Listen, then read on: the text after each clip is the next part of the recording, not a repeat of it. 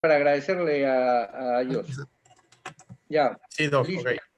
Ok, A ver, Listo, comenzamos. ya se está configurando la reunión, ¿ah? Atentos.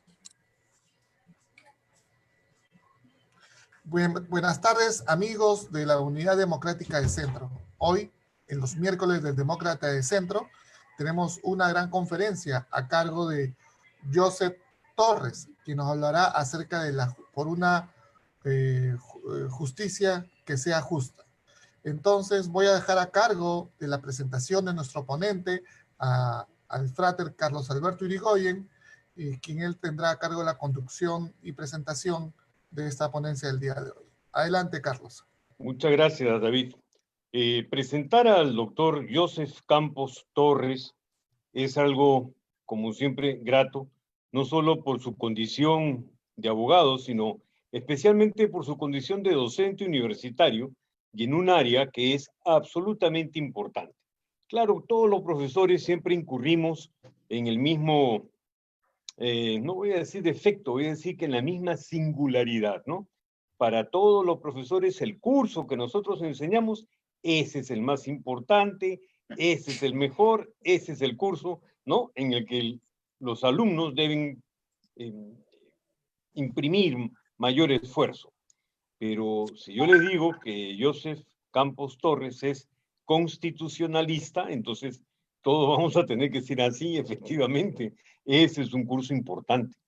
Y no solo porque es la ley suprema, sino que es la ley que viene a expresar aquello que toda una sociedad anhela, busca, desea, procura, estructura, organiza. Y el título de su presentación en esta tarde es por demás elocuente. No es solo retórica preguntarse hacia una justicia más justa. Claro, no todas las justicias son justas, o por lo menos no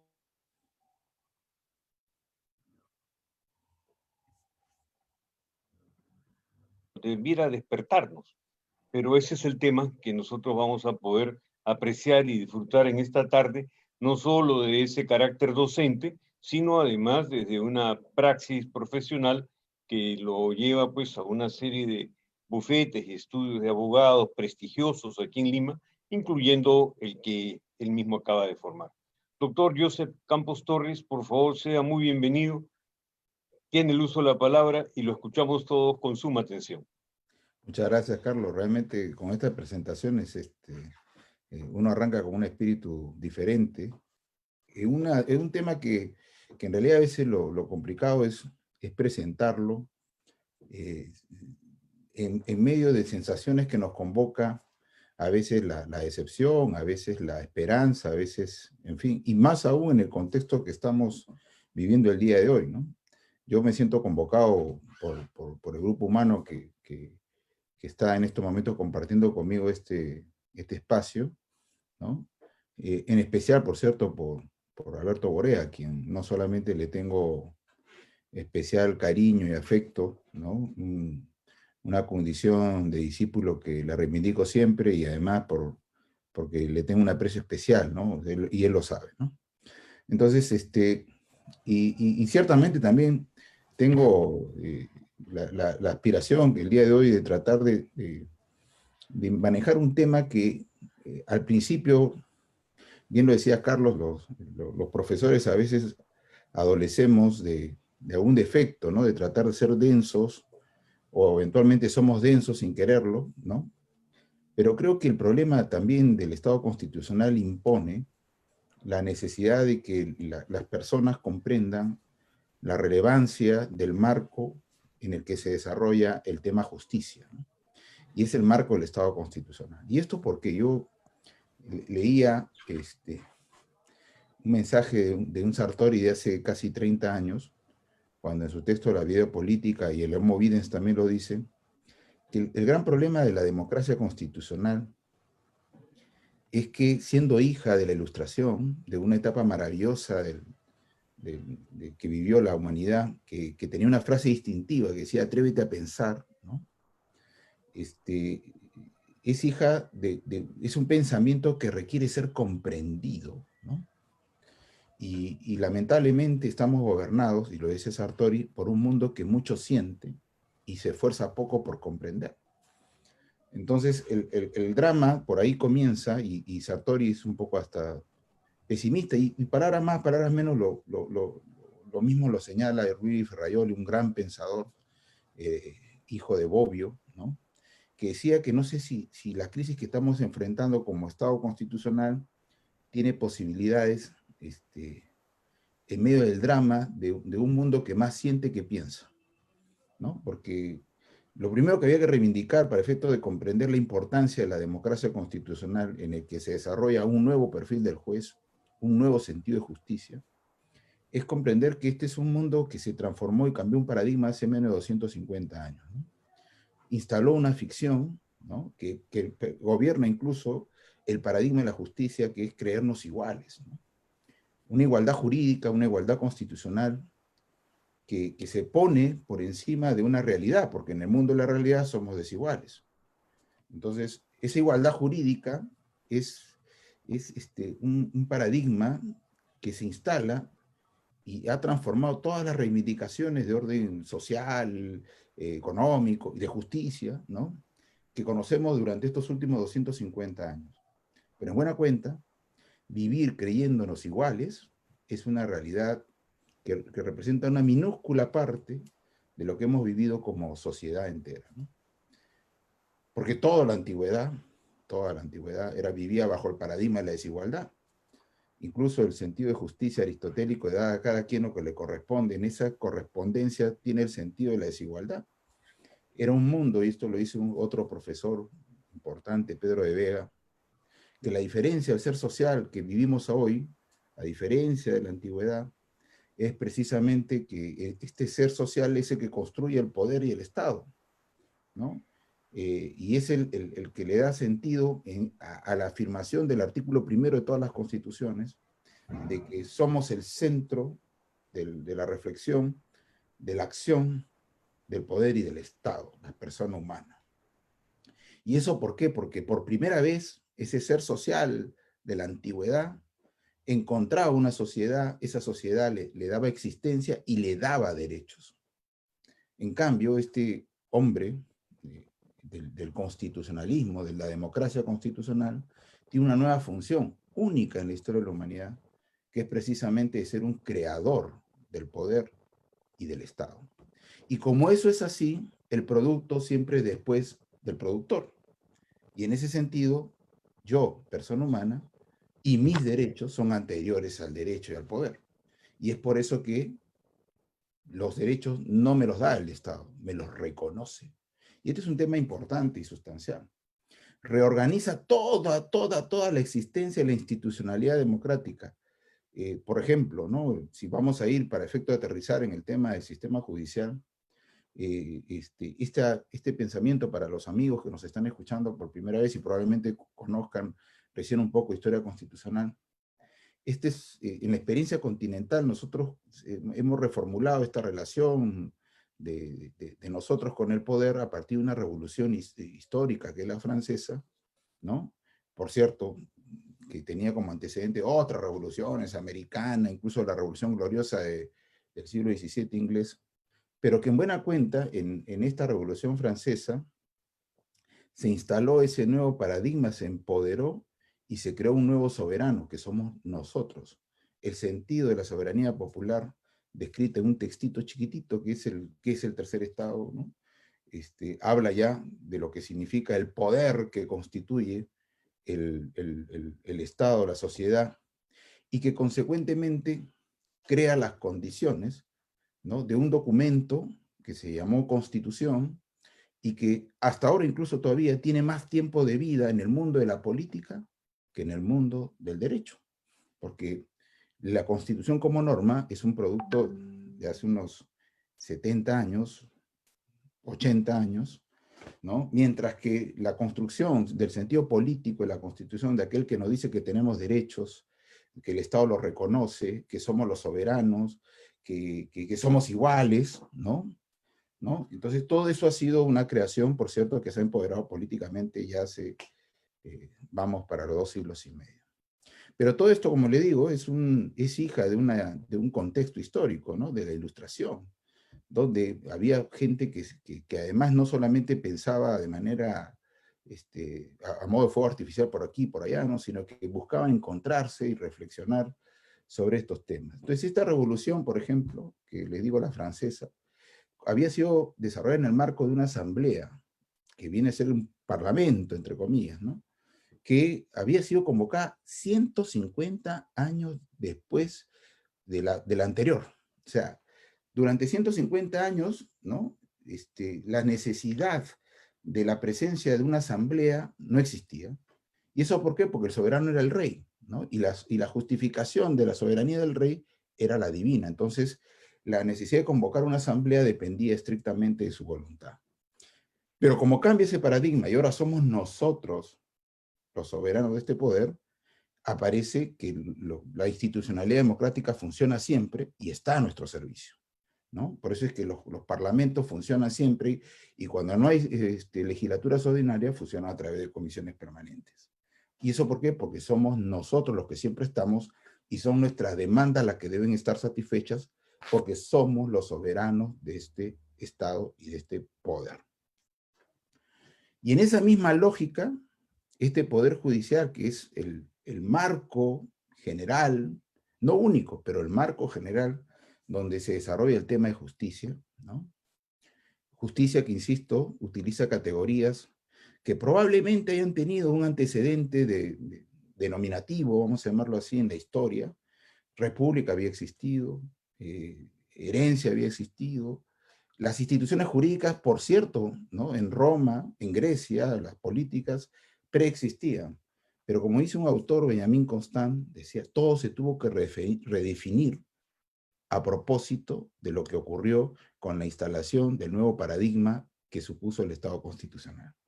Un Estado constitucional que insisto, nos pone en el centro de la reflexión y que en el desarrollo, ¿no? del pensamiento constitucional en el mundo de la política hasta convertirse en norma, ha definido varios temas importantes, ¿no? El central de ello es que nuestros derechos están por encima de cualquier acción política, jurídica y social. Y como eso es lo que gobierna, ¿no? Lo que de alguna manera tenemos también caracterizaciones, ¿no? Que son propias del Estado constitucional al momento de enfrentar el tema justicia. Por ejemplo, el juez, ¿no? del antiguo régimen, de lo que preexistía el Estado constitucional, era un delegado real, ¿no? Era un delegado real.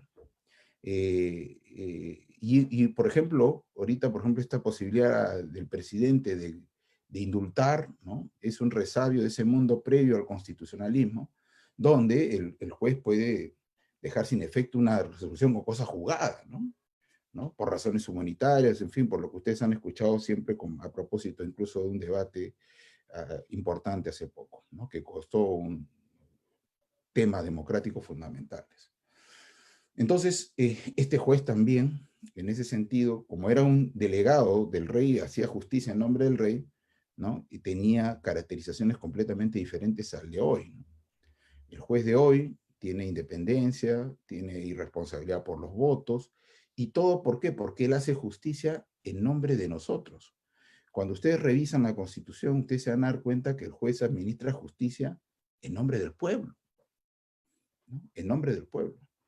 Y es por esa razón que el juez, el congresista, el presidente de la República, todos al final son representantes políticos que ejercen una función diferente y tienen un mandato que surge de manera diferente.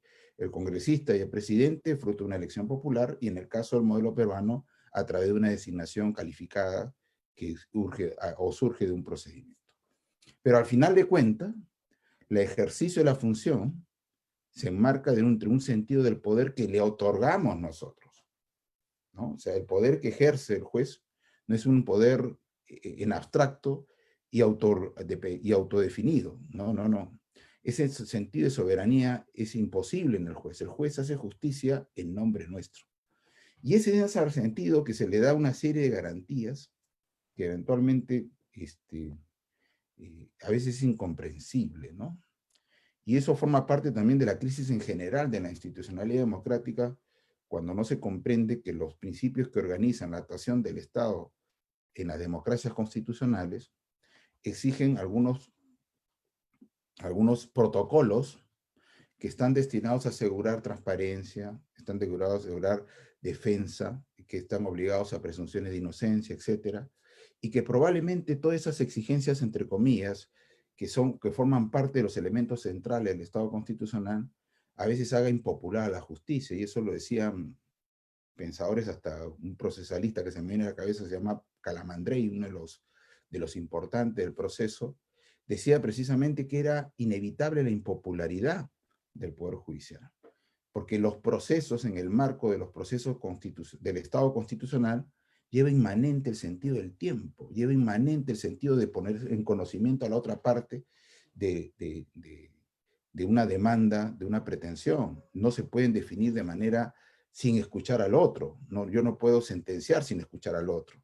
Entonces, sobre la base de esto, ¿no?, es que esto puede generar precisamente, a pesar de que es tuitivo de los derechos que lo fundan y que lo definen al Estado constitucional, puede provocar eventualmente problemas a la justicia en el Estado constitucional. Porque, por cierto, al final de cuentas, es más sencillo recoger un sentido vindicativo de la justicia y creer que esto es, me das, te doy, y por eso quizás hasta las popularidades de algunas autocracias, que prescinden del modelo de garantías y definen de una manera inopinada, sin asegurar defensa, sin asegurar presunciones de inocencia, etcétera, y van directamente a privarte de libertades. Eso no es posible en el Estado constitucional. Quizás esto tema que a algunos le parezca, y quiero de verdad, creo necesario estos tipos de antecedentes, porque el problema que tiene la justicia del Estado constitucional es que muchas veces resulta siendo incomprendida, más allá que tiene defectos a los cuales vamos a llegar. Pero de manera preliminar hay que comprender que el sentido de justicia que se organiza en torno al Estado democrático constitucional tiene que desarrollarse en medio de unas exigencias que tienen que ser garantizadas. Y la exigencia mínima irreductible, la que no se puede evitar, es el respeto de los derechos. Cuando hay un proceso penal, la persona más importante de ese proceso penal es el inculpado. Por definición de quién es el soberano. Porque el proceso penal va a servir para que el inculpado, un soberano, hasta que no se le sentencie, exactamente igual que cualquiera de todos nosotros, va a ser privado de la libertad a través del Estado que ordenará que lo sentencie, etc. Pero para llegar a ese punto, tendrá que recurrirse un camino que hay que comprender, lo que es asegurar la defensa, que nosotros, los abogados, participemos asistiendo a las personas que puedan tener un problema, etcétera, etcétera. Entonces, eso, en primer lugar, hace que normalmente los poderes judiciales en el mundo en general no siempre sean simpáticos, siempre también tienen problemas de percepción, más allá de los problemas que el Poder Judicial peruano puede presentar directamente o que tiene que enfrentar de cara a lo que está ocurriendo en estos momentos a propósito de la pandemia y sin pandemia, ¿no? Porque hay problemas estructurales. Pero comprender que esto tiene que ser así es una responsabilidad de la política también. Porque Unidad Democrática de Centro, cuando yo he conversado con Alberto de estas cosas, lo que entiendo es que procura no levantar un carisma de la seriedad y hay que decirle a la gente y decirle con responsabilidad lo que supone la actividad de un proceso judicial en el marco de garantías y libertades que esto supone. Esto con cargo a no ignorar que el problema del Poder Judicial en el Perú tiene sus propias particularidades, que es lo que yo creo que eventualmente resulta importante también escucharlo. Entonces, recapitulando brevemente, hay que comprender que estamos en un estado diferente, que reivindica un sentido de la justicia, una clave completamente diferente a lo anterior, ¿no? Que hasta el derecho penal se ha reformulado. Hace unos 6, 7 años se celebraron los 250 años de un librito que se llama El Tratado de los Derechos y las Penas de Beccaria, ¿no? Un autor que por primera vez dijo, oye, acá si vas a utilizar y vas a poner a alguien preso, primero tiene que estar la norma. Adelantándose a un autor del siglo XIX, que se llama Feuerbach, que bueno, por último, los nombres no son relevantes, pero lo importante es reconocer que hace menos de 250 años, un poquito más, ¿no? Quizás, han cambiado todos los paradigmas que organizan la justicia y donde se tiene que asegurar la defensa ante una persona, de privarla de su propiedad, de su libertad, de lo que fuere. Entonces, en el marco de eso, es necesario comprender que eso provoca siempre problemas de orden procesal que lleva consigo el problema del tiempo. Dicho esto, ¿qué es lo que ocurre en mi lectura personal con el problema de la justicia en este país?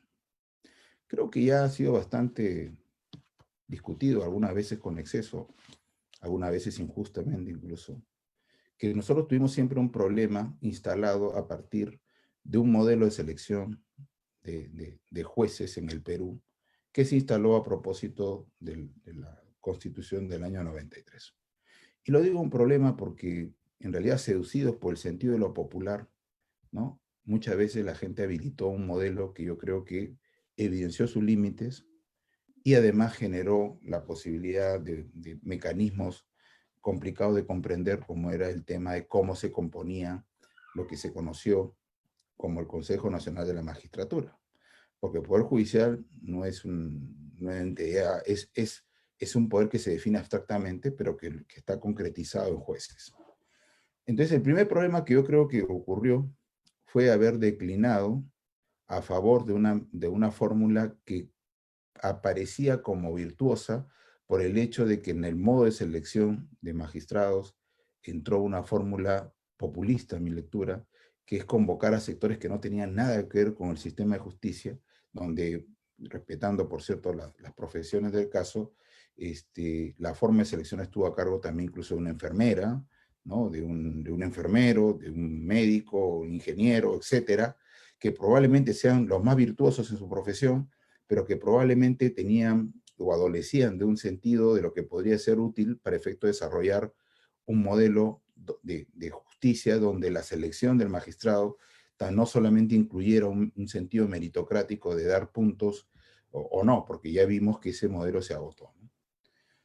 Entonces, el primer problema ocurrió con eso. Hemos vivido con un modelo de selección que todavía recién ha sido reemplazado efectivamente hace este año, al inicio, cuando ya se instaló la Junta Nacional de Justicia, ¿no? Que es una nueva entidad que por lo menos pretende conformarse de una forma diferente, con personajes que tienen un sentido más próximo por profesión, por lo que fuera, a lo que se requiere al momento de administrar de justicia.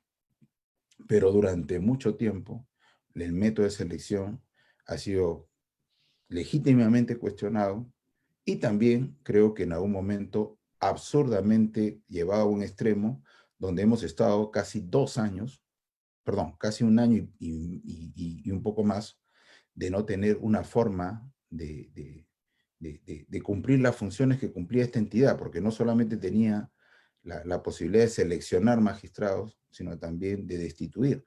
Entonces, era impresionante que en el Poder Judicial se les ha apartado de hecho, en algunos casos, algunos no se ha podido, y han habido magistrados penales que no han podido ser sacados de la Administración de Justicia simplemente porque no había la entidad para hacerlo, ¿no? Entonces, hemos tenido un tema de selección complicado por entender. De tal manera que, aparentemente, podríamos tener una expectativa para que la selección se desarrolle con otros criterios, ¿no? A partir de esta instalación de la Junta Nacional de la Justicia. A mí me ha preocupado nomás que también, en algunas decisiones, por lo menos, con cargo a no exculpar a nadie, sino simplemente poner por encima siempre los derechos de las personas, sugiere que a veces también es muy sensible, ¿no? a la sensación que le puede provocar producto de periodicazos, en fin, una sensibilidad que provoca a veces la percepción de una presión mediática, ¿no? Pero bueno, ese es un tema que se está en un proceso donde lo que no sabemos es si va a funcionar o no va a funcionar. pero creo que habiendo visto qué es lo que había ocurrido respecto al anterior modelo, desarrollado desde un modelo que se había percibido como virtuoso por la participación ciudadana, entre comillas, ¿no? Creo que el modelo se agotó, evidenció sus límites y finalmente creo que ya es desconocido por todos ustedes que ha provocado incluso una persecución, en mi opinión, en algunos casos excesiva y en algunos casos con justicia, ¿no? Pero ese es el punto. Dos, creo que el gran problema que no se entiende es precisamente lo que he tratado de explicar hace unos minutos, con una introducción más o menos larga. El paradigma, ¿no? El paradigma de la persecución que ignora el lugar de los derechos fundamentales de la presunción de inocencia al momento de desarrollar litigiosidad. Y eso ha llevado persecuciones absurdas, innecesarias, una congestión procesal. Entonces, creo que ahí tenemos un problema que gobernados también por la idea de empatar con alguna sensibilidad vindicativa de la justicia, hemos cedido eventualmente a la posibilidad de que se habiliten persecuciones innecesarias, absurdas, y hoy día leía a uno de estos que opina que precisamente más allá de que yo sí creo, por ejemplo, soy los que creo que la primera vez que hablando de justicia electoral, pero un poco para que se entienda el problema conectado con lo que estoy hablando, yo la primera vez que lo sacaron a Julio Guzmán fui de los que opinó que estuvo bien sacado de la competencia electoral, ¿no? Porque el derecho a la participación política está arreglado. Si nosotros vamos a creer que todo puede ser gobernado desde afuera, etcétera, con lo popular como un parámetro, bueno, participemos sin partidos, entonces, y así, que el pueblo decida. Eso es un malabarismo discursivo, retórico, y además nocivo, ¿no? La idea está en que la autoridad debe entender de promover la máxima participación en medio de los límites que te propone efectivamente, en este caso, la norma. Pero ahora, por ejemplo, creo yo que es una irresponsabilidad del Ministerio Público dar espacios, ¿no?, a una circunstancia donde materialmente se afecta la participación política del candidato. Salvo que esa sea la intención, ¿no?, de revivir a una persona que ha sido, ya había sido desarrollada su casi exclusión material de la competencia electoral y hoy tiene una oportunidad a partir de la persecución que le instala, por ejemplo, el Ministerio Público con cosas absurdas, o sea, insignificantes, ¿no? Donde el gran problema incluso, y eso creo que acá ustedes lo van a poder evaluar de una manera diferente porque este es un tema grave, hacer sinónimo del aporte de quien fuere como un sinónimo de un delito es un tema que va a pasar una factura muy cara a la política. Muy cara a la política. Hace unos meses le sale una entrevista, por ejemplo, a Roque Benavides. Le preguntan, ¿y usted a quién va a apostar? ¿Usted a quién va a apoyar en la próxima elección? ¿A quién va a aportar? ¿Aportar? Es muy peligroso. De tal manera que hoy podemos enfrentar en un futuro, ¿no?, que la política va a estar a cargo de quienes pueden y no del esfuerzo comunitario como debería ocurrir, donde incluso se pudieran habilitar los supuestos de los aportes. Que no va a ocurrir si es que nosotros no generamos y no ponemos un coto a esta idea de que todo aporte es susceptible de sospecha o todo aporte de una entidad ha sido sinónimo de delito. Entonces, eso genera, ¿no?, yendo este match con un tema electoral, ¿no?, que el sistema de administración de justicia, ¿no?, no ha instalado, no ha percibido la necesidad de comprender cómo se organiza el sistema, el tema de los derechos para efectos de generar una alta y absorber una alta conflictividad que finalmente provoca una carga procesal tan abundante y en algunos casos irrelevante que genera inmovilidad. ¿Y qué es lo que sufre cualquier persona que va a la justicia? Un tema que podría ser resuelto materialmente muy sencillamente, te lleva a todo un protocolo, una investigación, donde al final de cuentas no sales efectivamente 2 años de una investigación de manera absurda, ¿no? O, en este caso, como en el caso de este señor, con todas las consecuencias que eso viene a ver. Entonces, todo ese tema de haber instalado los juicios paralelos por parte de los medios de comunicación, ¿no? que además te acusa, te juzga y eventualmente te sentencia, en algunos casos, es un problema de la justicia. Porque al final de cuentas encuentras tú que existen muchos jueces que son muy sensibles a esa presión y que precisamente para efectos de generar una seguridad, genera dilaciones que son al final de cuentas las que sufre todo aquel que me está viendo, que ha podido tener de repente de manera cercana o directa un problema con la justicia. Entonces, ese es un tema, ¿no? Una mala percepción y una mala comprensión del papel y el rol de los derechos en los procesos. Dos, no establecer de manera clara una posición diferenciada de lo que significa su relación con los medios. ¿Los medios pueden provocar noticias importantes para iniciar una investigación? Sí. Lo que no pueden ser es gobernar el proceso investigatorio y menos gobernar las decisiones que puedan ocurrir en torno a la situación de una persona. El tercer tema, creo yo, es que el tema presupuestal, y hoy se va a sentir más, le digo, lamentablemente les puedo decir con absoluta pena que esta pandemia va a arrojar no solamente la conclusión que faltaron camas UCI, sino que también faltaron y van a faltar jueces y juezas.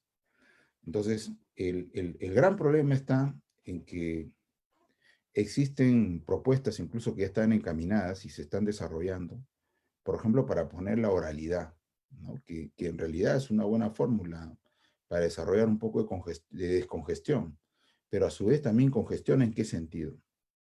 Que toda la agenda de una audiencia, ¿no?, está gobernada por la complejidad del caso y muchas veces una programación de una audiencia que puede ser para 1 hora se puede convertir en 2, 3, 4, 5 horas, o te puede pasar una cosa como, recuerdan que lo ocurrió con el juez Carguancho, ¿no?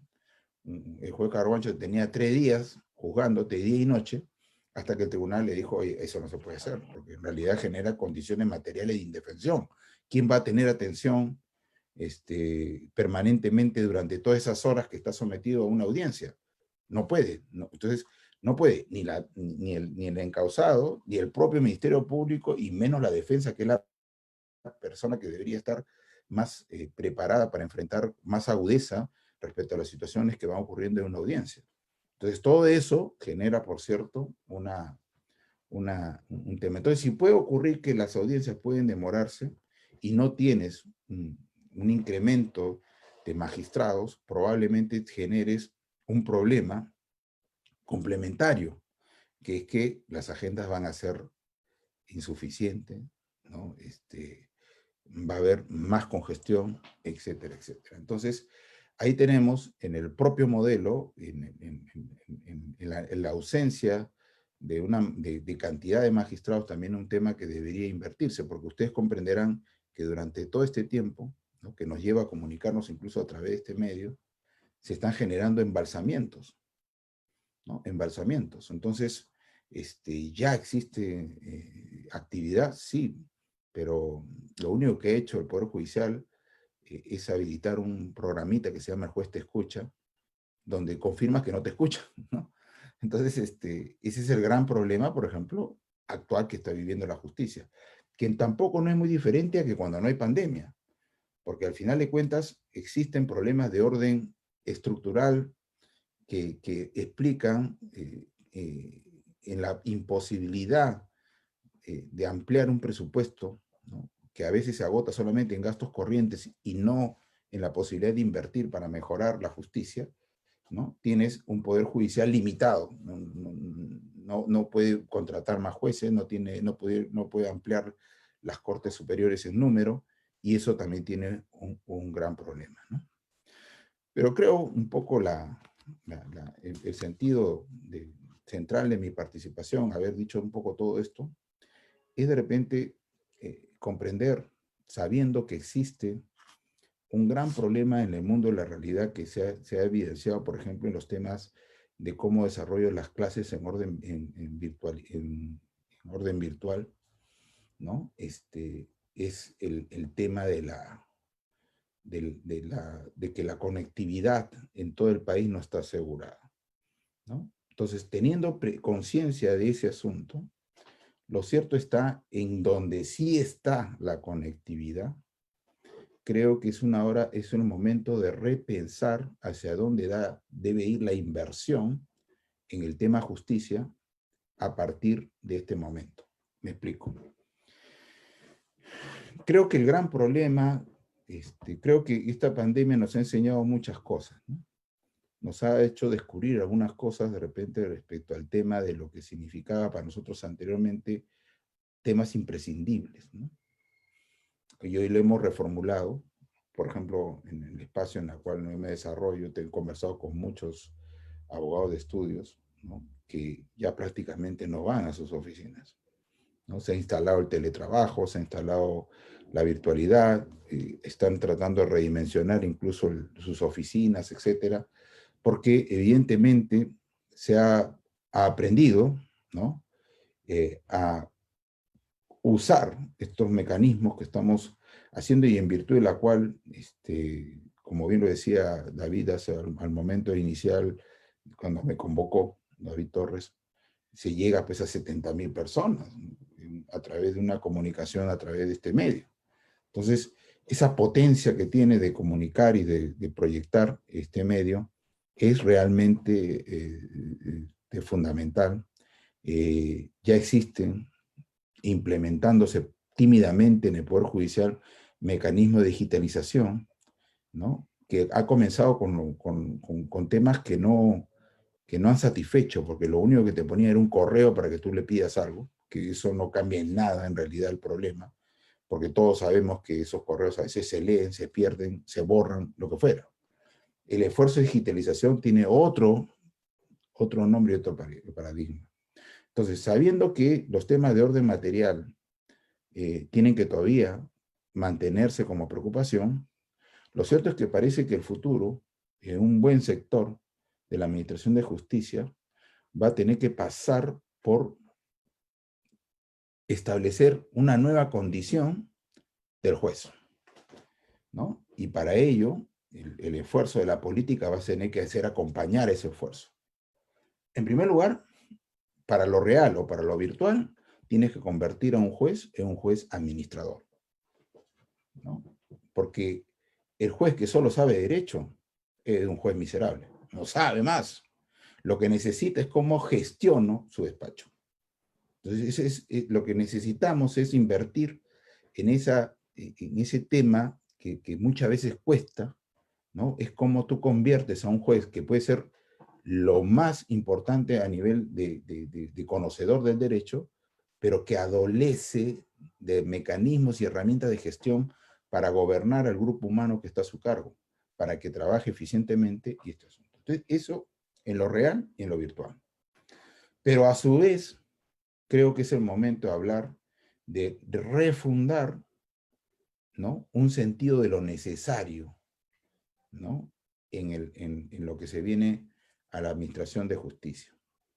Por un lado, creo que estableciendo y masificando desde la política, desde el Estado, como una política de ampliar, ¿no? la posibilidad de la conectividad, ¿no? Es establecer que las inversiones futuras en el sistema de justicia, para que todos tengan la capacidad de ofrecerla, en el caso de los operadores que administran justicia como los jueces, pero también para nosotros, los que vamos a pedir justicia, vamos a tener que decirle, oye, ya no es el momento que me inviertas más en fierro y cemento. Vas a tener que ampliar tu inversión en temas como la banda ancha, ¿no? En reformular que el pacto que se viene incluirá a los ingenieros para efecto de desarrollar condiciones de orden tecnológico, ¿no? Para efecto de que esto sea una realidad, que sea un mecanismo eficiente. Cómo yo proveo de seguridad a la comunicación de este tipo de audiencias que se están desarrollando con todas las exposiciones del caso. Un hacker en este momento tranquilamente puede afectar una audiencia que se está desarrollando en cualquier lugar del Perú. ¿Cómo yo proveo? Primero, aseguro conectividad y segundo, ¿cómo proveo seguridad a estos despachos judiciales que van a tener que instalarse en este medio? ¿Quién sabe hasta cuándo nos va a gobernar esta bendita pandemia? No se sabe. Pero los problemas siguen, las demandas siguen, las pretensiones están. Entonces tú tienes que hacer un backup tecnológico para efecto de que precisamente esto no sea un impedimento, sino más bien una forma eficaz por la cual se pueda llegar a más y mejor. Entonces, insisto, ¿dónde va a ir la nueva inversión del sistema de justicia para que las personas puedan ir con más posibilidad y con más eficiencia? Ya no construyendo más edificios, sino asegurando, insisto, desde un pacto que incluya la ingeniería, la tecnología, el desarrollar, por ejemplo, una banda específica para el sistema del SINOE. Y esto me lo comentó un amigo juez, ¿no? Que el gran drama que se tiene en este momento es que la gente piensa que lo menos importante de un proceso judicial es la notificación, cuando en realidad, cuando no hay notificación, se te para el proceso. Se te para el proceso. Entonces, cuando hay personas que van, ¿y cuándo me gestiona la notificación? Hay embalsadas 2, 3, 4 cosas. ¿Por qué? Porque tengo que hacer la resolución, no porque tengo que la audiencia, no. Y al final dejan la notificación. Y la notificación en estos tiempos es un drama. ¿Por qué? Porque se utiliza la misma banda para hacer la audiencia, la misma banda para hacer las conversaciones con los jueces. Y todo eso, para la circulación de la información, la misma banda que se utiliza para el sistema de notificaciones. Va a ser un gran elemento, y eso es un tema central, que por ejemplo, ese tema tenga no solamente un despacho diferenciado, que exista un momento en el cual los despachos judiciales solo se dediquen a notificar para efectos de que siga avanzando, sino que tendrá que habilitarse, ¿no? Para que esta misma banda que satisface incluso y la comparte incluso en algunos casos, en algunos lugares del país, ¿no? El sistema judicial con otras actividades de la sociedad en general, pues bueno, no se congestione precisamente este asunto. Ustedes lo ven, usted diario a diario. En la mañana yo, bueno, comparto con mis hijos esta casa. En la mañana yo tengo que ver en qué momento me engancho para poder tener tranquilamente que dictar mis clases. Porque si no, no puedo. No puedo porque la congestión me impide desarrollar este asunto. Entonces, se tiene que generar ese nivel de inversión, desarrollar conectividad, desarrollar un pacto con la ingeniería y la tecnología para impulsar de mejor manera, más eficiente esto. Esto es, de verdad, tiene un tema, riesgos. Probablemente nos cueste más a algunos como nosotros que no somos nativos digitales. Nos cuesta. Le costará más a otros, ¿no? Pero ciertamente el tema está en que primero, no hay otra, y segundo lugar, es lo que se viene. O sea, la conectividad ya existe en este mundo. Yo creo que aquellos que vemos, que tenemos hijos, nietos, sobrinos, lo que fuere, vemos cómo este mundo va conectándose, entonces hay que buscar que este mundo sirva también para el tema de la administración de justicia. Acá en este foro, espero que por lo menos llegue, aunque sea la 10ª parte de lo que he visto con algunos eventos suyos, 60.000 personas pueden verlo. Impresionante. Y se podrían colgar 1.500 ahí, simultáneo. O sea, esa es la virtud, ¿no? De pensar esto con una inteligencia distinta para efectos precisamente de buscar esto. Entonces, el tema de generar esto, de proponer un nuevo pacto de hacia dónde debe ir la nueva inversión en el sistema de justicia es fundamental. Establecer la posibilidad también de que para efecto que la justicia circule de manera eficiente y sin problemas, ¿no? La instalación obligatoria ya del DNI electrónico. Todos deben tener DNI electrónico. Y no solamente un DNI electrónico, sino además que el Estado le provea un correo basal a cada persona que tenga un DNI electrónico. Porque el gran problema que tenemos también es la falta o la forma como la cual uno se vuelve inubicable, ¿no? Y eso perturba el desarrollo de los temas en los procesos. Eso es una cuestión básica. ¿De qué manera yo puedo generar un correo que me sirva para que me comuniquen de todos los actos? El SUNAR me alerta, el juez cuando tenga que notificar. Eso antes era un problema, hoy ya no es un problema. Entonces, la cuarta propuesta va justo en ese sentido, el establecer un DNI electrónico que a su vez te habilite un correo proveído del Estado para efecto de que, miren ustedes, ¿qué ha pasado con el bono 360? Es decir, los bonos del 720, estos bonos que está dando el Estado. Cuando no ha sido posible tener las congestiones en los bancos, la forma de quién sabía, quién no sabía, hay gente que iba a hacer cola solamente para saber si iba a recibir o no. Esto ya son cosas que tienen que formar parte del pasado. Entonces, ya viendo que estoy en mis tiempos, un poco creo que la solución de los problemas prácticos pasa también por comprender los problemas que trascienden en un mundo distinto que es el mundo del Estado constitucional, ¿no? El Poder Judicial es diferente, es otro Poder Judicial en relación a lo que vive el hombre en la antigüedad. Está gobernado por un paradigma nuevo, el paradigma de igualdad. Nos creemos iguales, soportamos nuestras pretensiones y nuestras protestas en esa convicción. Eso es una fuerza de este Estado constitucional. Y este Estado constitucional ha organizado en torno a ese nuevo paradigma toda una institucionalidad que conceptualmente está a nuestro servicio. Pero a veces esto no se entiende. Es por eso que ocurre que la autoridad que tiene poder solamente comprende una parte de lo que significa tener poder. Pero no comprende que incluso la administración de justicia es un servicio a nosotros. Entonces ese sentido de tener poder para ejercer un servicio, ese es lo que se tiene que reivindicar, explicando a todos ustedes precisamente el problema que ocurre de no comprender qué es lo que cambió en la historia de la humanidad cuando se empoderó el Estado constitucional.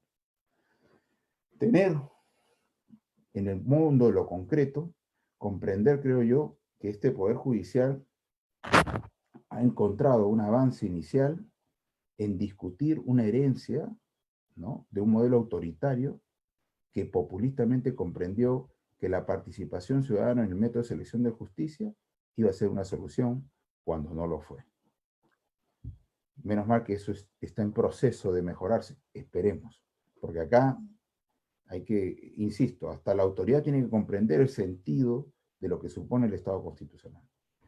Segundo, siendo concretos, creo que existe la necesidad de coberturar de manera preventiva a nivel de presupuesto, que eso ya estamos justo en estas discusiones, ahorita vienen las huelgas en general, porque es el momento en que se discuten de manera germinal los presupuestos que se van a presentar, ¿no? Entonces, presentar que en este momento, así como no ha habido camas UCI, los jueces y juezas que se necesitan para un embalsamiento que ha ocurrido durante estos meses es prioritario. Satisfacer esa ausencia de jueces y juezas va a ser fundamental para efecto de lo que está ocurriendo a modo de embalsamiento en este problema real.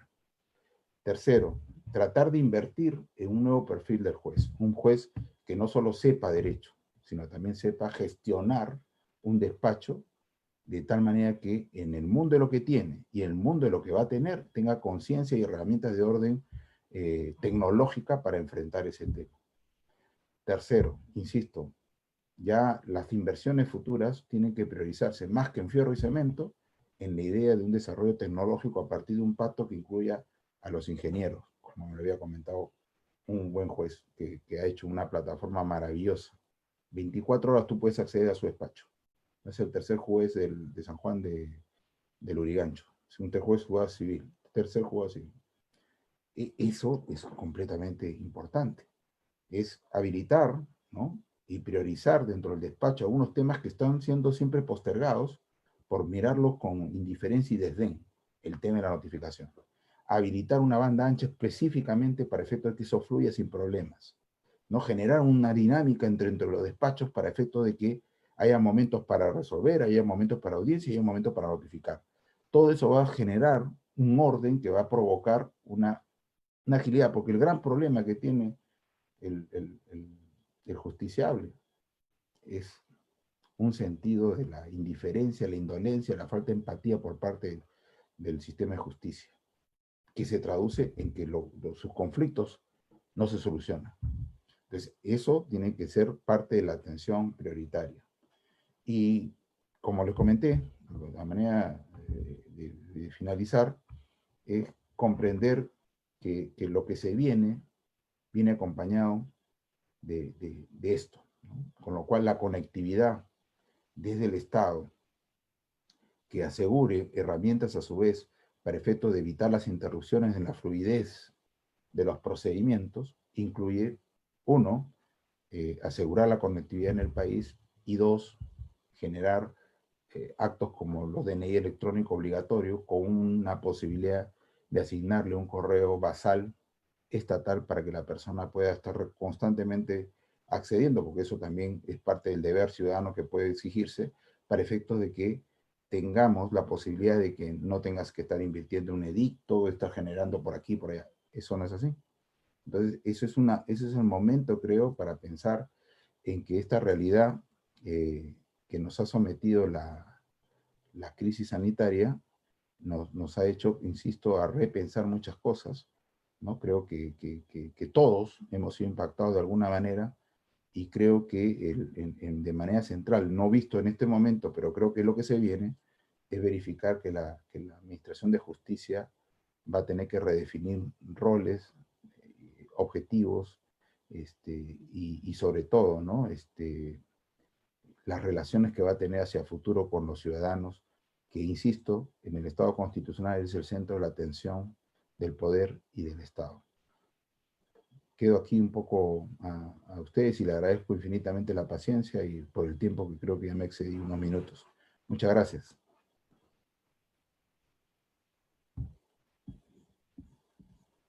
Para nada, doctor Joseph Campos, al contrario, agradecemos mucho su intervención, que al parecer ha sido bastante interactiva e interesante, ya que usted menciona con una sintonización con parte de la juventud y el lado tecnológico, ¿no es cierto? Por el tema de la banda ancha y el tema de la justicia real.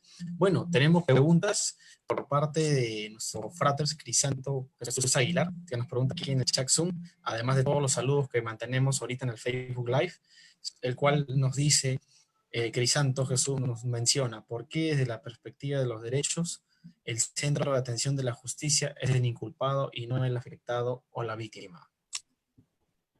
Ese es el de Crisanto, ¿no? Allá. De Crisanto Jesús. Tengo varias de él. ¿Cuál es la que él ha dicho, perdón? En realidad son varias, pero te vuelvo a leer la de Crisanto Jesús Aguilar. Dice, No, ¿por qué desde la perspectiva de los... más de una, por eso no quería... Pero la que me leíste, ¿cuál era? Porque claro, la de Crisanto. Sí.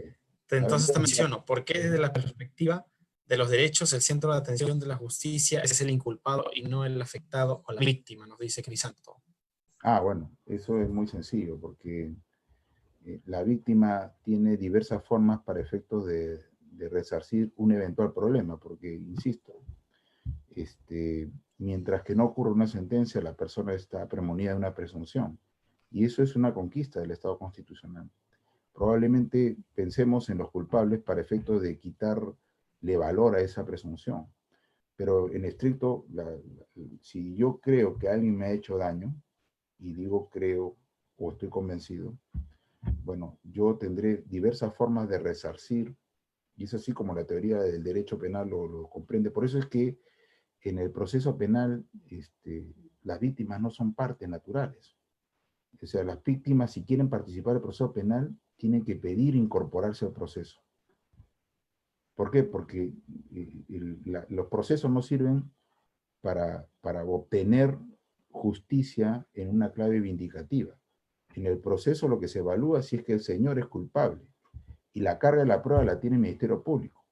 Entonces, Ahí lo que se trata es demostrar por parte del Estado que lo señala a él, ¿no?, la responsabilidad, y es el Estado el que lo va a poner en prisión eventualmente. Entonces, en ese proceso no aparece la víctima de manera natural. La víctima tiene que entrar a pedir, oye, quiero entrar, y lo que le van a dar son consecuencias patrimoniales. No le van a dar la posibilidad de participar directamente en el tema de la responsabilidad penal.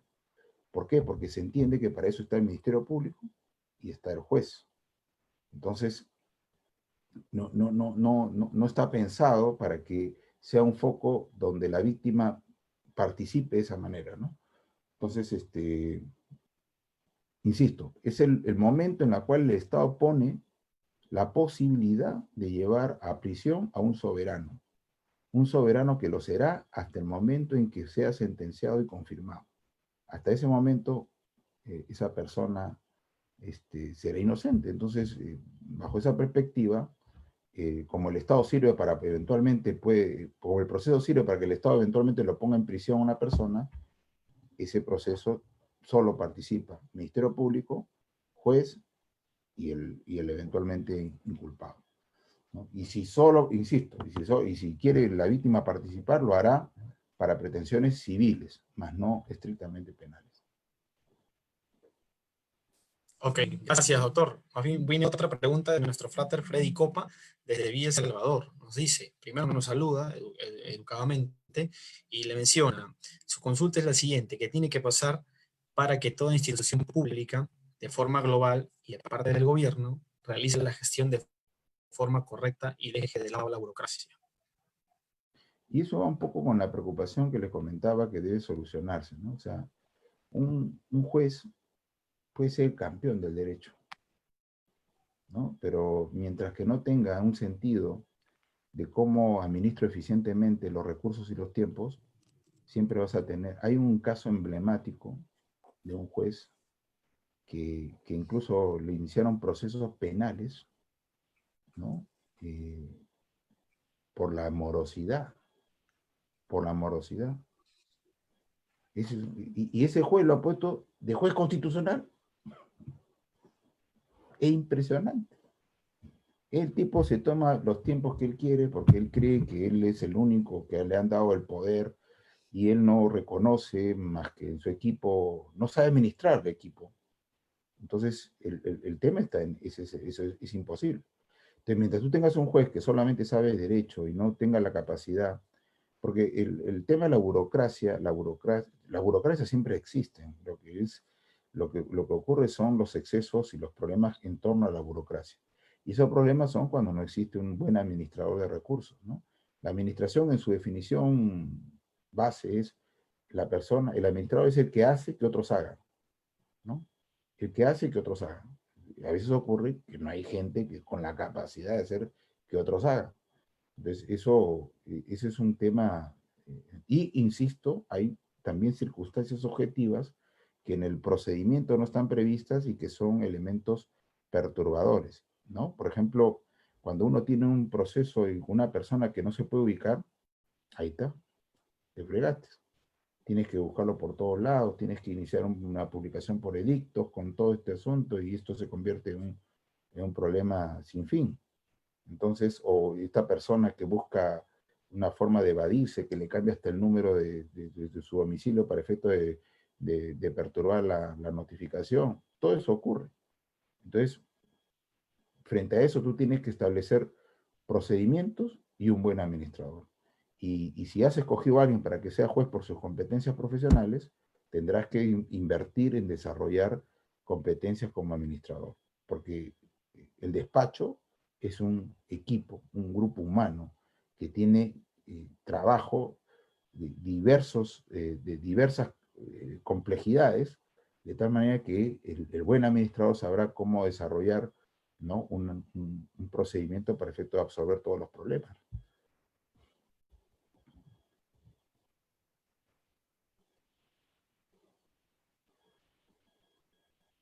¿Sí? No escucho. Alfredo, Disculpe, estaba con el micro apagado. Sí, discúlpeme. Le mencionaba que vayamos a un poco más extensivo, pero vayamos ahora hasta la Molina, hasta el otro extremo. David Rojas de la Molina nos dice, ¿cómo se podría volver tangible una reforma para aquellos casos judiciales cuyos procesos no son complejos, donde básicamente no se requiere mayor investigación, sino solo el cumplimiento de requisitos o documentos, como por ejemplo alimentos, filiaciones o herencias, entre otros, donde los procesos se prolongan básicamente por la demora en los tiempos de respuesta del juez y no por el caso en sí? ¿Cómo agilizar esos tiempos donde muchas personas que piden justicia para sus casos son perjudicados? Y luego vamos con la intervención de Eduardo Yaxa. Ya. Yo sí, Adelante, repito, doctor. en la intervención de repente, en el mundo de lo que tengo como anotaciones se me pasa, porque ese es también otro tema, ¿no? Creo que dentro de la necesidad de congestionar el Poder Judicial, existe la necesidad de potenciar mecanismos alternativos, ¿no? Para determinados conflictos. Ya tenemos una descongestión a través de los no contenciosos, donde se ha desarrollado, ¿no?, varios temas que lo ven los notarios, ¿no? Entonces, habría que de alguna manera potenciar eso. Es fundamental, porque la conflictividad, y hay un libro muy bonito y una investigación de un profesor que se llama Renzo Honores, ¿no?, que desarrolló que este ánimo de litigar peruano es muy intenso y viene desde la colonia, ¿no? O sea, somos litigantes, utilizamos mucho el tema del litigio.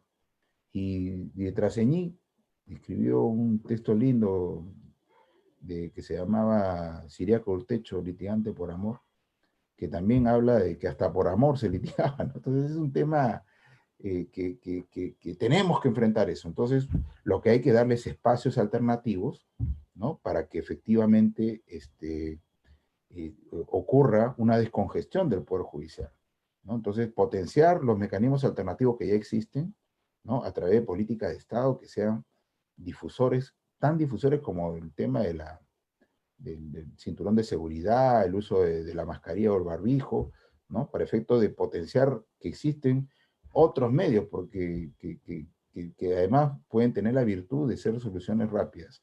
Y otro, potenciar algo que ha quedado casi en anonimia, ¿no?, los arbitrajes populares, ¿no?, que ya existen, pero que no se usan precisamente porque se ignora una forma de solución de controversias que, claro, el imaginario, y es verdad, en cierto modo, que los arbitrajes peruanos pues ya han sido señalados, era un poco casi los notarios de los 40, ¿no?, cuando eran 40 notarios, y es costoso.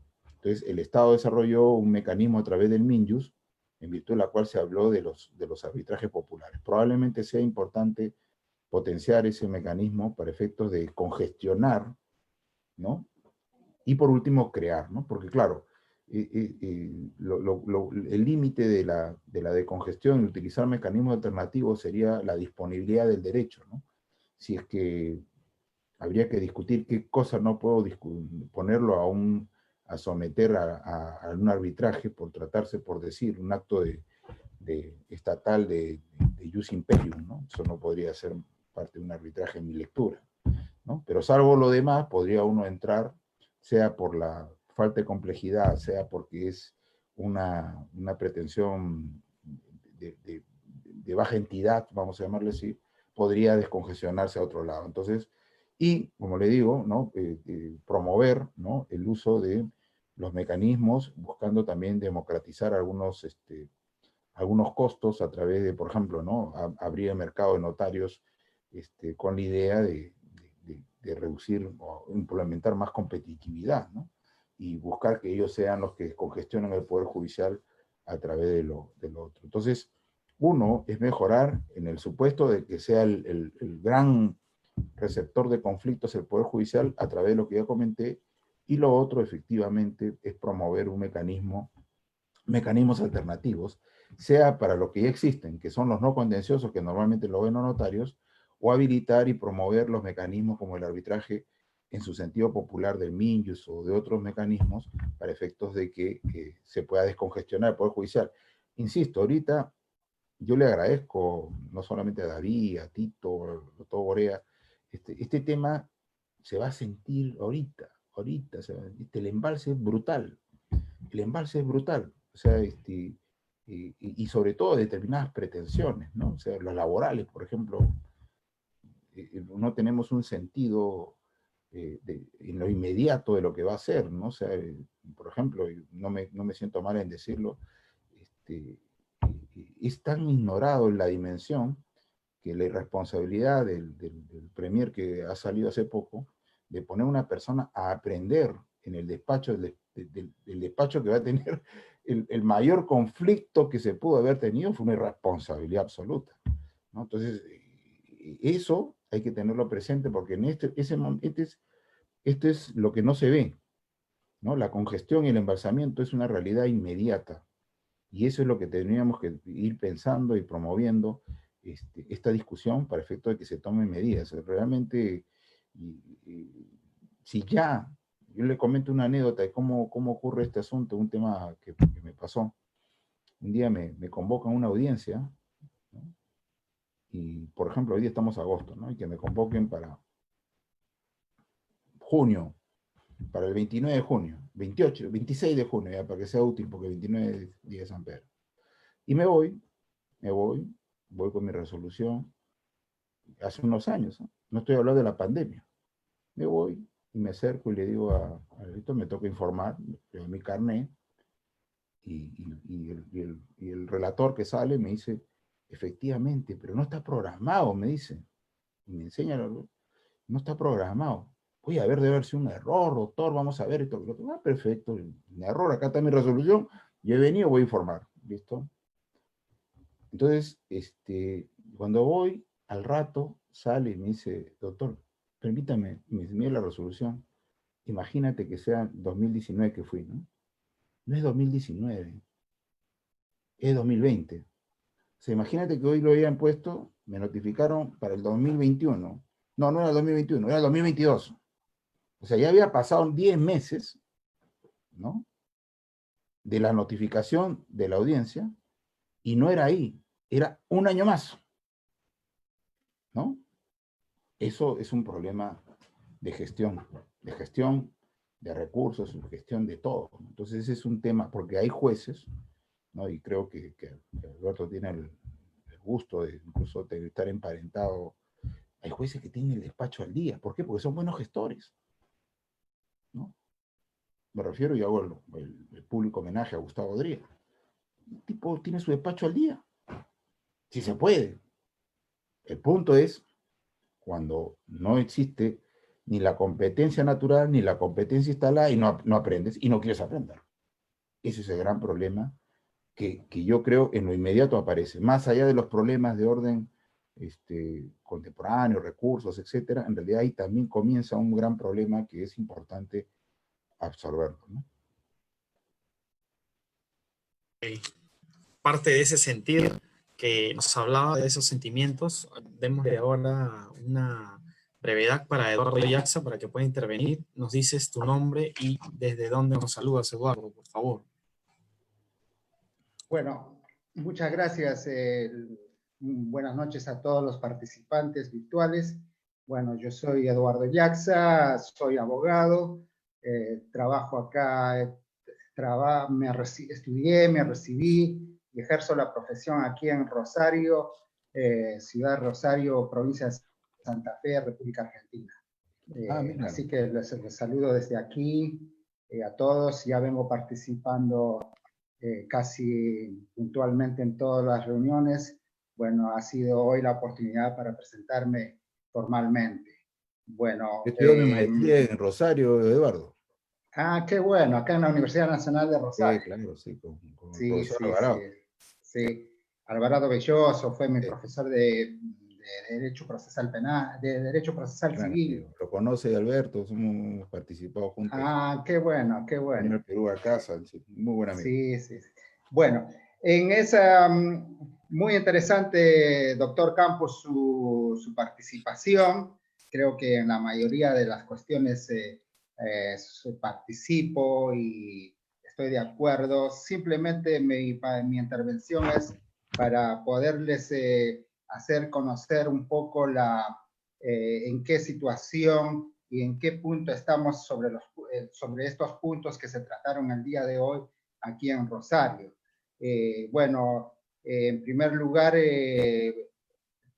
sobre la justicia peruana, si bien falencias estructurales yo creo que hay en toda América Latina, y lo importante también es que a estas falencias estructurales le tenemos acotado, agregado las falencias de moralidad y de idoneidad de los funcionarios judiciales.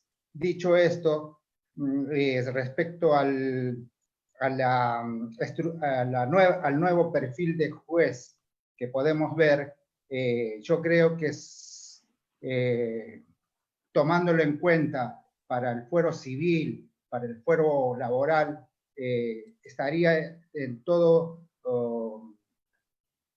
perfecto el que tengamos y elijamos jueces que gestionen el despacho, que sepan gestionar del trabajo judicial, etcétera, etcétera. Pero esto no se puede hacer lo mismo en sede penal, porque en sede penal, en la parte penal, el juez está justamente para juzgar, ¿no? Entonces, ¿por qué? Si le damos esta capacidad de gestión, de administración de la justicia en la parte penal, estamos creando un juez inquisidor, un juez que maneja y deshace todo lo que usted expuso, de todo. Yo manejo el tiempo, yo manejo los plazos, yo manejo las audiencias, yo manejo esto. Es un rey, lo que usted dijo, un representante del rey en un puesto judicial. Respecto a eso, por ejemplo, acá en Rosario, ¿qué es lo que estamos haciendo? Acá la justicia de Rosario en la parte penal se ha reformado, estamos aplicándolo hace 6 años. ¿En qué consiste? Por ejemplo, en la parte penal. Acá la acción penal lo lleva totalmente la fiscalía. Son los fiscales los que tienen la acción penal. Ellos ejercen o ellos pueden decidir no ejercer, negociar, todo lo que sea, todos los fiscales, la fiscalía. Después los defensores particulares y los defensores oficiales. El juez simplemente va a juzgar, no participa absolutamente en nada. ¿Cómo está gestionado esto? A través de una oficina de gestión que se llama una oficina de gestión judicial.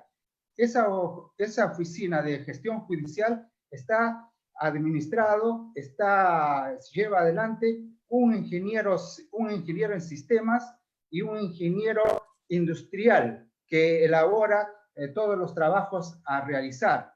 Entonces, son esa oficina los que dictan o los que fijan las audiencias. Por ejemplo, la audiencia a las 8 de la mañana, 8:30, viene el juez, la causa tal, y el juez absolutamente no sabe nada en qué audiencia va a intervenir. Por ejemplo, un juez, en un caso penal, un juez interviene en una audiencia, por ejemplo, de prisión preventiva o una audiencia para finalizar, para clausurar la investigación previa penal, interviene un juez. En otra audiencia interviene otro juez que es sorteado, no sigue el mismo juez. El único juez que sigue es en la etapa del juicio. O sea, un juez elegido para la etapa del juicio abre el proceso de la etapa del juicio y dicta sentencia. Ese es el único juez que puede, por ejemplo, por procesos largos, puede pasar a cuarto intermedio, etcétera, etcétera. Un juicio complicado, complejo, puede durar 1 año o 2 años, un juicio con 50, 60, 70 testigos. Ese juez sí sigue siendo el mismo, pero en las otras etapas los jueces son distintos. El juez, ¿cuál es el detalle? Por ejemplo, nosotros pedimos una audiencia, el fiscal también pide la audiencia, vamos a fijar audiencia. Nosotros, cuando pedimos la audiencia, no sabemos qué juez nos va a tocar. La oficina de gestión judicial, el que nos notifica a nosotros qué juez ha sido notificado y la audiencia qué día va a ser. Entonces, ¿el juez qué hace en la audiencia? Llega, no tiene el expediente, simplemente tiene una carpeta donde tiene los antecedentes del caso, escucha a las partes, escucha al fiscal y al defensor, y ahí dicta su resolución. Cierra la carpeta y se va. Puede descansar 10, 15 minutos, puede tener otra audiencia en otra, que tampoco sabe quiénes son las partes, sabe, porque le han notificado, pero la carpeta él no sabe. Entonces, yo creo que ese es un juicio totalmente acusatorio y no inquisidor como veníamos de las experiencias anteriores. Ese es el perfil de proceso penal que estamos aplicando aquí en Rosario. Y respecto, para terminar, sobre el desarrollo tecnológico y conectividad, también en la parte penal. Acá, justamente con respecto al tema de esto de la pandemia, también en el fuero local estamos en permanentes discusiones sobre esta materia. Y la conclusión que nosotros hemos llegado aquí es de que está bien la tecnología, la implementación de los juicios, aquí se están realizando incluso audiencias penales vía Zoom, y que algunos colegas están constitucionalistas, están evaluando de que hasta qué punto son constitucionales esas audiencias, porque no nos olvidemos de que en la parte penal lo importante es el conocimiento directo entre el juez y el acusado, y estaría resentido muchas veces el derecho de defensa. ¿Por qué? Porque la tecnología, yo he tenido la propia experiencia, que la tecnología muchas veces el imputado está en prisión, en un centro carcelario, y la tecnología muchas veces, o por propiamente tecnología o por cuestiones de terceros, se puede interrumpir y no se le escucha no se le ve al imputado, al acusado. Entonces, eso merma contra el derecho de defensa. Entonces, nosotros estamos viendo, por ejemplo, que las notificaciones, que todo eso, bienvenido sea y se va a quedar, y es de aquí para más, para que se quede en el tema tecnológico, pero estamos viendo de que no sé, cuando esta pandemia pase, vamos a volver a las audiencias presenciales, porque en el derecho penal justamente eso es lo que tenemos que velar, la inmediación y sobre todo la perspectiva in viso del juez con el imputado. Entonces, ese es más o menos el panorama que estamos viviendo aquí en Rosario. Eso les quería hacer conocer y que también nos pueda servir para pensar otras cosas y reconocer otras realidades. Buenas noches, muchas gracias. Eduardo, no sé si me permites. Sí, sí. Alfredo, ya, muy breve. Lo primero, no me sale ser el juez autoritario, ¿eh? Ya te dije que No dije eso. No, te digo, mi profesor es Alvarado Belloso, que es el que ha impulsado esas reformas a los procesos en el modelo acusatorio, y que lo quiere llevar incluso al modelo civil. Yo estoy completamente de acuerdo. Lo que yo te digo es lo siguiente: si tú no vas a tener un centro como el que tienes tú, de un despacho que administre, que ahí más bien hay un problema de constitucionalidad, ¿ya? Si es que no hago el pacto con los ingenieros y no establezco que en aquellas causas donde no se puede acceder a información salvo que tengas poder, un ingeniero lo tenga.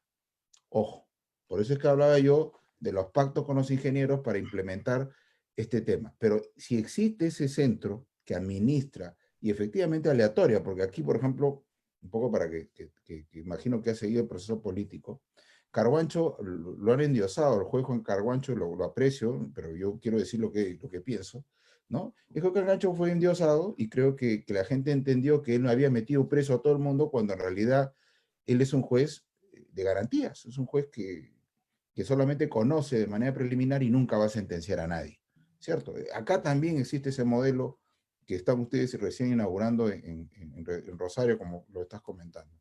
El punto está en que no existe ese despacho, ese centro, y mientras que no exista, el juez tiene que hacer cualquier cosa de administración, pero no se puede meter y afectar la imparcialidad. O sea, yo nunca he dicho eso. O sea, La imparcialidad se tiene que mantener siempre, y en ese sentido, lo único que yo digo es programar audiencias mientras que tenga esa responsabilidad. Si aparece ese centro que tú dices, que yo insisto, no lo he propuesto porque ahí hay un debate que hay que hacer previamente, porque el acceso a la información en los debates penales, en algunos casos, no puede ser desarrollado por nadie que no tenga más que poder. Entonces, en ese escenario, ¿no?, la programación de las audiencias por parte de ingenieros que no tienen poder podría devenir en un vicio de orden constitucional. Ese es uno. Dos, para mí creo que el tema del contacto directo, por último, yéndome al extremo para darte la razón, que no se haga para casos penales y busquemos la inmediación. El tema está en que en este momento no se puede, porque lo curioso sería que si vamos a volver a las presenciales y en este momento no le damos algún valor a lo que estamos haciendo, ¿cómo queda entonces lo que se está haciendo ahora? Está bien, o sea, yo comprendo el tema de la inmediación y probablemente se tenga que hacer un esfuerzo para la inmediación en algunas causas complejas y en otras se va a tener que seguir con esto, salvo que yo entienda que todo lo que se está haciendo ahorita virtualmente no tiene valor, ¿no?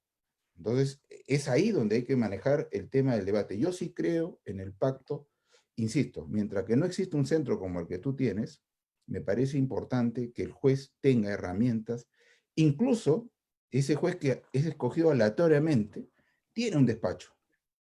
Ese juez tiene que tener organización para efectos de llevar adelante lo que hace, ¿no?, para efectos de levantar actas, lo que fuera, y todo eso tiene que exigir algún conocimiento mínimo, ¿no?, algún conocimiento mínimo, hasta de guardar los audios o tener conciencia de qué audio registra para efecto de dar de su autoritas un tipo de confirmación.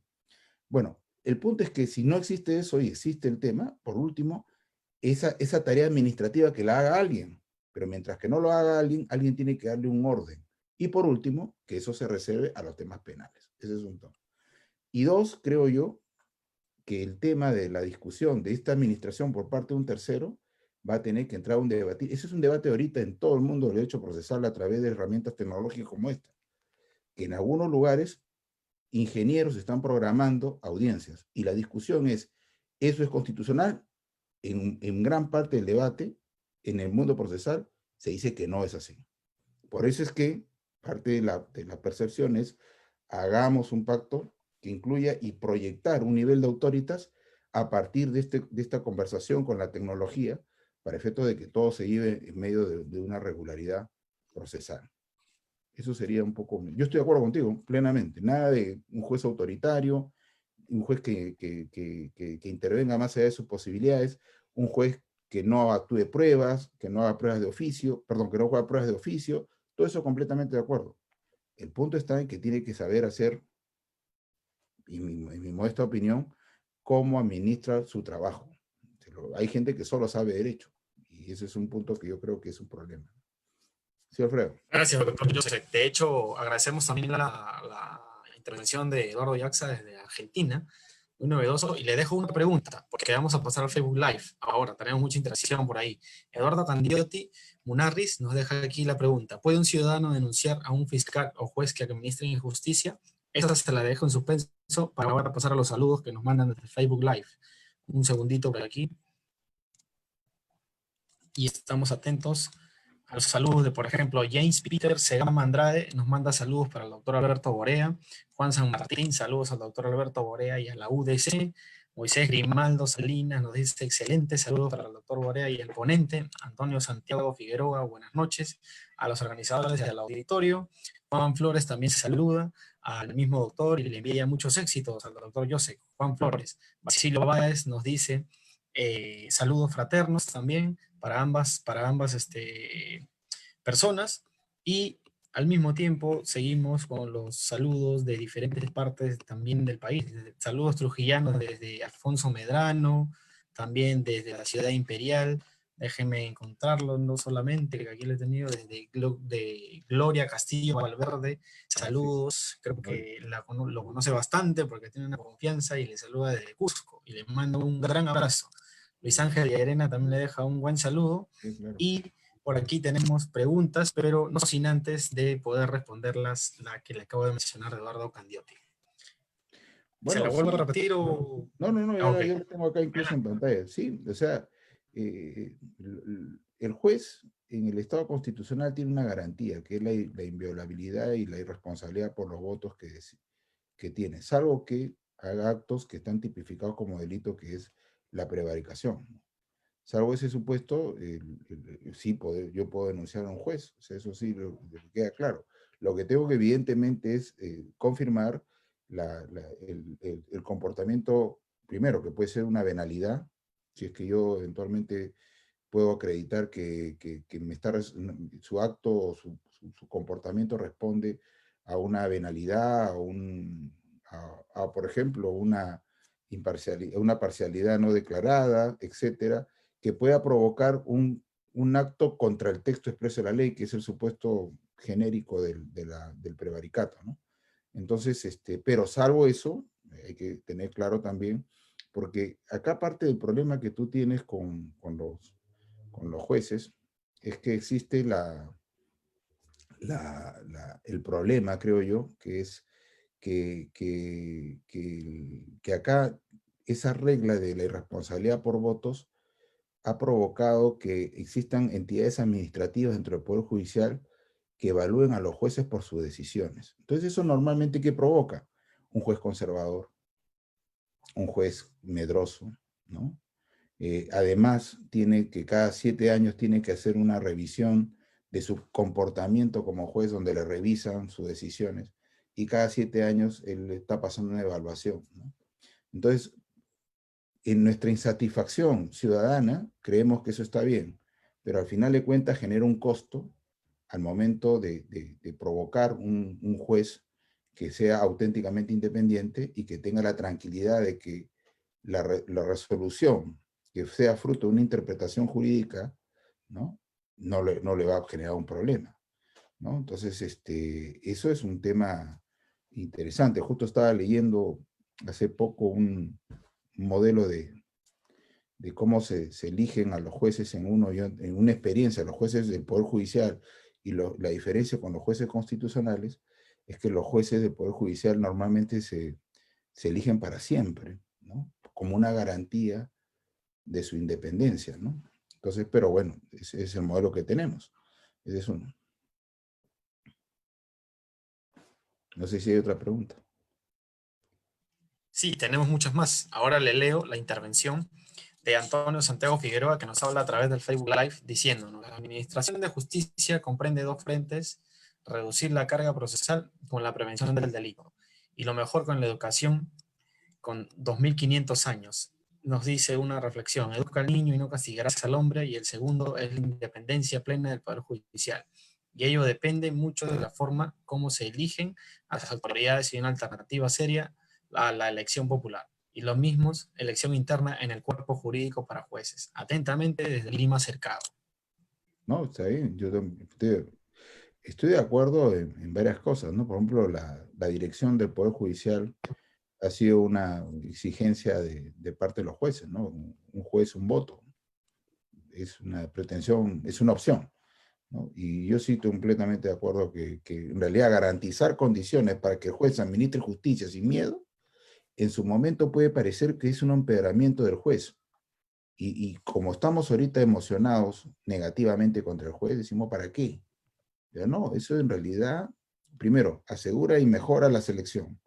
Y segundo, darle mejores garantías para su independencia, donde este juez no tenga miedo que lo van a sacar, es una de las críticas, por ejemplo, pero que ha sido superada contra la selección de jueces constitucionales que lo hacen por un plazo. Pero la defensa del plazo es mayor a las críticas. ¿Por qué? Porque el juez que tiene un plazo, ¿no? Como este caso el juez peruano que cada 7 años le renuevan confianza, entre comillas, tiene la tentación de ser conservador, ¿no? O sea, tiene miedo. Entonces, y eso es un costo que se asume en este asunto. En cambio, cuando el juez está con la tranquilidad de que no lo van a, por ejemplo, acá la OCMA, que es la Oficina de Control de la Magistratura, suspende jueces por decisiones. Y eso me parece inconstitucional, por ejemplo. que cuesta luego la democracia. Otra. Entendemos. Tenemos más saludos a través del Facebook Live, lo cual nos dice Alicia Alencastre, nos dice: felicitaciones, doctor Campos, y gracias por la invitación. Los saludos desde la ciudad imperial nuevamente. Gino Terroba nos saluda y nos manda un abrazo fuerte desde Juliaca, en Puno. Y Antonio Escobedo nos deja una pregunta: ¿cómo controlar la producción de los jueces? ¿Está vigente el control mediante la totalidad de sentencias y autos finales emitidos? Y esa es una competencia entre los jueces de cada distrito judicial, y al final de año se reconoce mediante resolución administrativa a los jueces con mayor producción a nivel nacional, y eso es puntos a favor de las ratificaciones. El problema es que no computan cuántas sentencias han sido anuladas y revocadas. Allí recién se puede verificar en realidad cuántas resoluciones válidamente emitió el juez. Eso no se tiene en cuenta, no hay este control. En realidad lo que controla es una simple apariencia de cantidad y no calidad.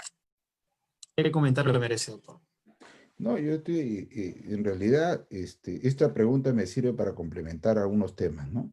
Y le agradezco. La primera es que efectivamente una forma que no protege el principio de administración de justicia es al juez moroso, al juez venal, al juez que no trabaja, ¿no?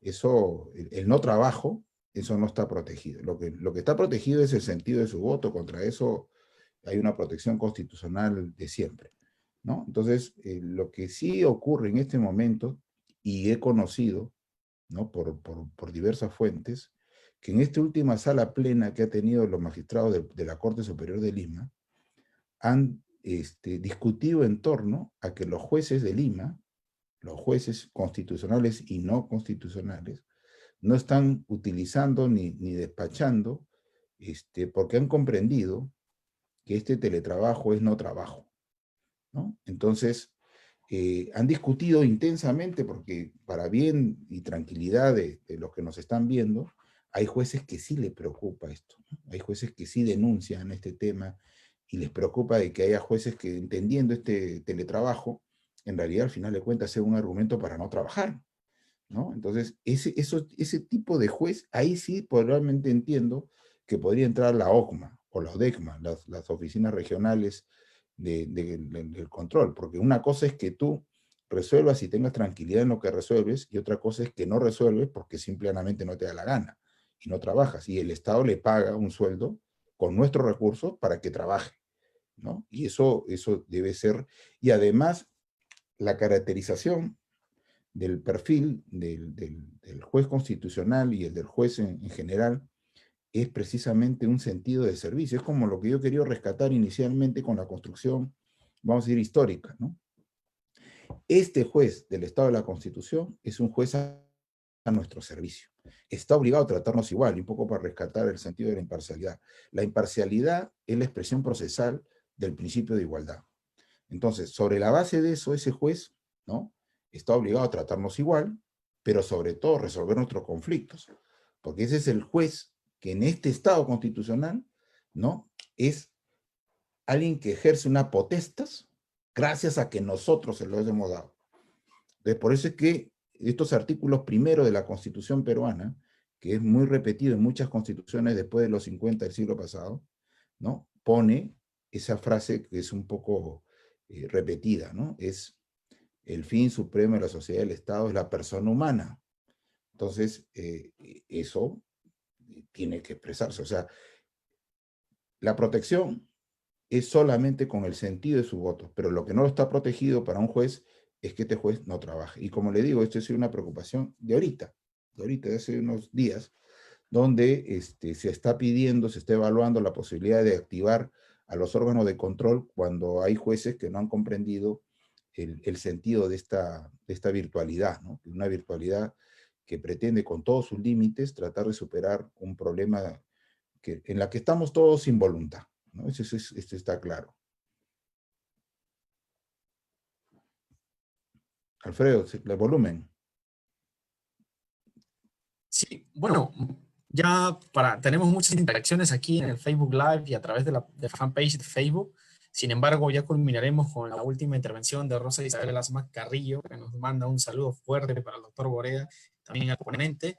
y nos dice que un gusto poder verlos y gracias por compartir conocimiento por medio de las grandes ponencias que brindan los miércoles democráticos. Saludos para nuestro ponente, doctor Joseph Campos. Ya nos queda darle el pase a nuestro Alberto Borea, a nuestro frater mayor. Adelante, doctor. Bueno, en primer lugar quiero agradecerle a Joseph la gentileza que ha tenido de venir a compartir con nosotros todos estos conocimientos. En realidad son parte de un programa de gobierno, de administración de justicia, que es necesario acometer, digamos, sería necesario que se comience ya, pero en todo caso es algo que de todas maneras se va a tener que consignar y se va a tener que desarrollar en el próximo quinquenio, una vez superada que sea la pandemia, que posiblemente, como lo hemos venido diciendo, digamos, exija de nosotros mayores recursos en lo que queda de este año y en los primeros meses del próximo año. Pero este es un tema tan importante por lo que está diciendo Joseph del embalsamiento que se está produciendo en otro aspecto fundamental para la ciudadanía, que es la resolución de los conflictos y la posibilidad de la marcha económica del país que se sustenta en las decisiones jurídicas, porque si no existen decisiones jurídicas sobre los problemas que existen en la comunidad, pues es difícil que la gente siga adelante. Joseph nos ha demostrado no solamente su gran capacidad y su gran versación, digamos el gran número de lecturas que tiene, y que yo siempre les he insistido a los amigos de la Unidad Democrática de Centro, es esencial para poder, digamos, darle al Perú personas que cuando les toque acceder a distintos cargos del poder o a distintos cargos de la administración, puedan efectivamente resolver con solvencia y con claridad. Joseph ha desarrollado a lo largo de su vida profesional, desde la juventud, un entusiasmo por esta actividad lectora y además de comprensión, porque no basta leer, sino además hay que comprender. Y ese es un tema fundamental. Y Joseph nos ha demostrado hoy día con su exposición que está verdaderamente capacitado y nosotros nos sentimos muy halagados, como nos hemos sentido en las anteriores oportunidades, pero en esta además yo especialmente con él, porque tengo un especial aprecio y porque creo que va a ser digamos, un puntal para el Perú de los próximos años, desde el cargo que le toque desempeñar en cualquiera de las instituciones que, digamos, rozan con o están directamente en el ámbito jurídico. Para nosotros, para los que estamos en la Unidad Democrática de Centro, nos ha dado una suerte de camino sobre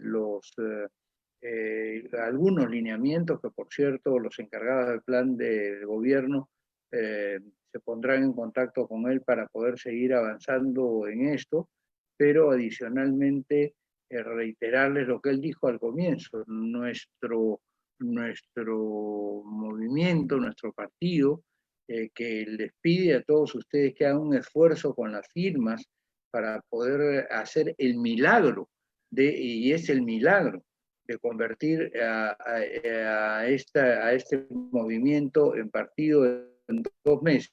Y por lo menos cada uno tiene que poner más que su grano de arena. Nosotros apelamos a una cosa que es distinto. Nosotros no somos seguramente buenos jugadores de fútbol, no somos buenos actores de teatro, no somos seguramente buenos cantantes, pero tratamos de desarrollar lo que se llama el carisma de la seriedad al que se refirió Joseph. Creo que en momentos tan difíciles para el país, el carisma de la seriedad es fundamental en una comunidad que espera respuestas, que no espera gente que se eche las culpas unos a otros, sino que fundamentalmente espera respuestas positivas.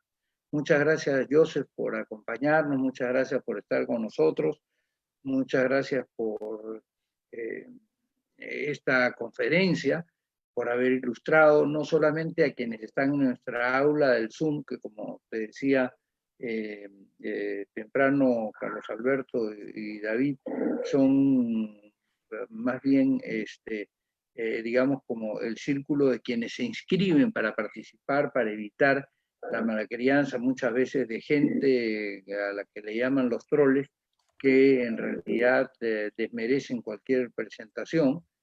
Y quienes quieran y estén siguiéndonos en el Facebook Live, y que nos vayan a seguir en los próximos días, porque el Facebook Live tiene la ventaja de que efectivamente queda colgado y ustedes lo pueden seguir viendo durante toda la semana, durante todo el mes, y además ahora lo vamos a colgar esta intervención en el YouTube de Unidad Democrática del Centro. Cualquiera de ustedes puede acceder al YouTube de Unidad Democrática del Centro, a la página web de la Unidad Democrática del Centro, por supuesto quedará registrado en el Facebook Live de la Unidad Democrática del Centro, y en consecuencia esperamos que esta conferencia sea tomada por gente que en este momento incluso tiene poder o tiene parte del poder y pueda aprovecharla, porque lo que se trata es de aprovechar a los buenos. Así que muchas gracias, Joseph, por tu colaboración.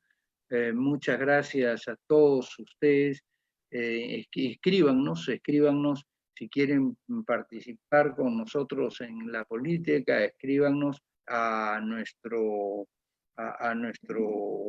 Facebook, al Facebook o de Unidad Democrática del Centro, lo pueden mandar por el interno también, o a quiero-hacer-política@gmail.com, quiero-hacer-política@gmail.com, de tal manera que vamos a hacer este tipo de política, que es la política seria, la política responsable. Y yo les prometo que ninguno de nosotros va a querer ser actor de teatro, porque no nos hemos preparado para eso. Que ninguno de nosotros va a querer ser, ¿cómo les puedo decir?, contador de chistes a través de Twitter, porque no nos hemos preparado para eso. Hay gente que es muy buena en eso, Melcochita, lamentablemente falleció Néstor Quintero, Manolo Rojas, Vidaurre, Carlos Armas, ellos son para eso. Nosotros no nos hemos preparado para eso. Rossini, por cierto, el gran Rossini, pero les prometemos que eso no vamos a hacer.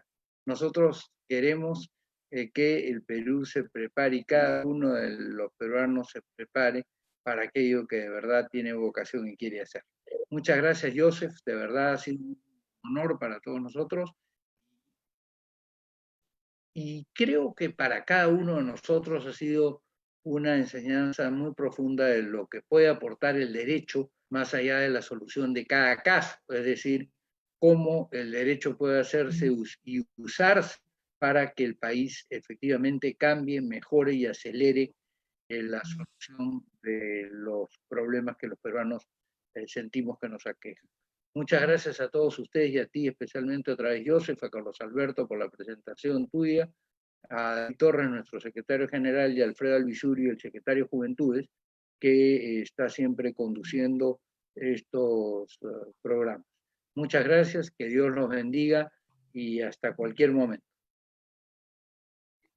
El próximo, perdón, el próximo miércoles va a estar con nosotros Víctor Pérez Liendo, que conoce mucho de política penitenciaria y que va a hacer la conferencia sobre política penitenciaria, sobre cuándo una persona tiene que estar eventualmente presa, cuándo no, qué solución tenemos para la sobrepoblación carcelaria, cuáles son los derechos que pierden las personas que están, en confinamiento, y cuáles son los derechos que mantienen.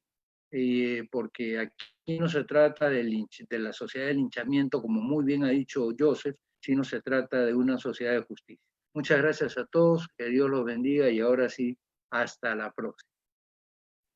Lourdes del Rosario, te agradecemos. Si quieres hacer política, ya sabes dónde ubicarnos. Ahí están los contactos. Una vez más, dennos like y comenten y compartan, por favor, a nuestro fanpage de Alberto Borea, Unidad Democrática del Centro, y los Jóvenes Demócratas del Centro, que muy inspirados estamos y vamos en ese avance. Gracias, doctor José. Gracias, doctor Alberto Borea. Buenas noches a todos. Chao.